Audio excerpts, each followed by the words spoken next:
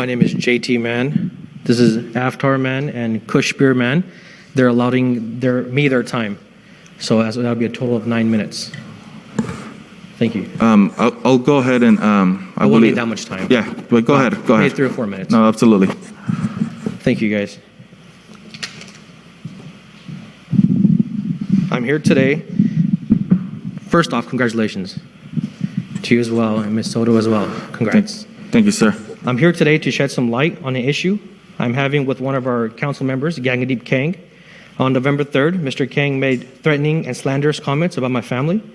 While at a social gathering on election night, he said, and I won't quote because we might have kids listening in online, F Major, who is my father, F JT, that's me, and if he can't put a kid in his wife, then I will, as he made lewd, sexual, hip-thrusting gestures. The next day, Mr. Kang further went on to say, I will not pay child support either, when asked via text message if he remembered the comments he made the night prior. This statement to me shows he has no remorse for his remarks.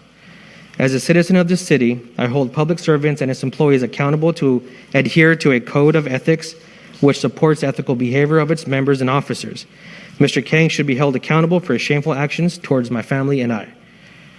The day after I found out, I met with and made a formal complaint with Chief Soria. Chief Soria took my complaint to the city manager.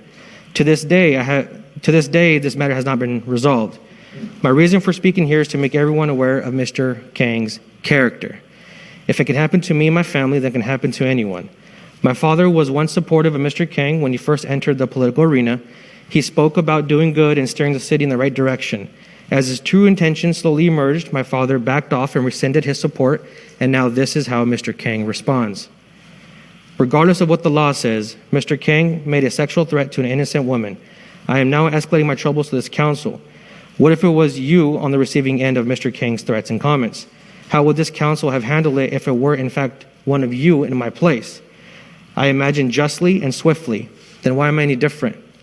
In the last 2 months, I have now started to involve myself and peek behind this curtain that conceals City Hall and this council, and I'm disgusted by what I see. I believe there was an investigation on Mr. Kang regarding a different matter.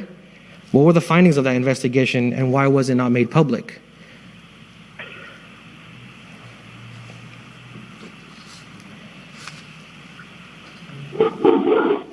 A couple of months ago, we started to get some trouble from local law enforcement about a trailer that was parked on our driveway. It had gotten a warning on my property, and when we moved it back to where it sat on my parents' driveway for the last 10 years, we got a ticket. The trailer's nose hung over a few inches onto the sidewalk. Recently, one of Mr. Kang's family members reached out to my family.